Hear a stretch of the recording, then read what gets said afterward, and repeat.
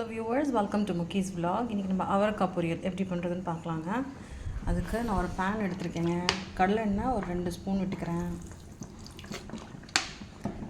அதுக்கப்புறம் கடுகு, உளுத்தம்பருப்பு தாளிப்புக்கு போட்டுக்கலாங்க. இது கொஞ்சம் ஸ்ப்ளட்டர் ஆகட்டும். நல்லா பொரிஞ்சிட்ருக்குங்க. கடுகு மட்டும் இன்னும் நல்லா ஃபுல்லாக பொரிஞ்சு முடியணும். இந்த மெயின் டைம் நம்மளுக்கு பக்கத்துலேயே நேச்சர் வியூவும் இருக்குங்க. மழை காலத்தில் ரொம்ப அமேசிங்காக இருக்கும். விண்டோஸ் ப்ராப்பராக நான் ஓப்பன் பண்ணல, ஸோ பார்த்தீங்கன்னா தெரியும். ஓகே, பொரிஞ்சிருச்சுங்க. ஸோ இது கூட வந்து ஒரு வெங்காயம், 2 காஞ்ச மிளகா கிள்ளி போட்டது, கருவேப்பிலை, இதையும் நல்லா கொஞ்சம் நேரம் வதக்கிக்கலாம். ஒரு 1 மினிட்டுக்கு.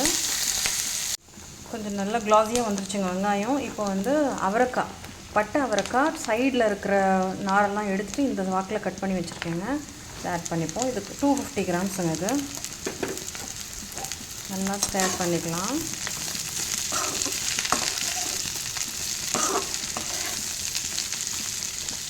இதுவும் காய் சேர்த்து ஒரு 2 மினிட்ஸ் ஆட் பண்ணிட்டோங்க. இப்போ இது கூட வந்து தேவையான அளவு உப்பு, அப்புறமா கூட ஆட் பண்ணிக்கலாம் உங்களுக்கு எக்ஸஸாக வேணும்னா. பட் போடுறப்ப லைட்டாக போடுங்க. கொஞ்சமாக தெளிச்சா போல் தண்ணிங்க,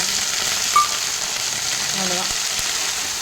இப்போது இந்த காய் வேகிற அளவுக்கு மூடி போட்டு கொஞ்சம் வேக வச்சுக்கலாம். நம்ம சில இன்க்ரீடியன்ஸ் மிக்சியில் அரைச்சிக்க போகிறோங்க. இது ஒரே ஒரு காஞ்ச மிளகாய், கொஞ்சமாக ஜீரகம், வேர்க்கடலை, தேங்காய்.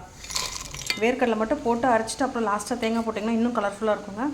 பட் இப்போ ஸ்கூலுக்கு டைம் ஆச்சு அப்படின்றதுனால எல்லாம் ஒன்றா போட்டேன். இது கொஞ்சம் குறப்பாக அரைச்சிட்டு வந்துடலாம். நம்ம காய் ரொம்ப பியூட்டிஃபுல்லாக வந்துடுச்சுங்க. இப்போ நம்ம அரைச்சிட்டு வந்தால் உழுது எடுத்துகிட்டு வந்து இதில் ஆட் பண்ணிடலாம். நல்லா குறப்பாக தண்ணி இல்லாமல் போட்டிருக்கு. இதெல்லாம் அப்படியே ஆட் பண்ணிட்டிங்கன்னா கலரை விட்டுட்டு கொஞ்சம் கொத்தமல்லி தூவி விட்டோம்னா நம்ம பியூட்டிஃபுல்லான அவரைக்காய் பொரியல் ரெடி.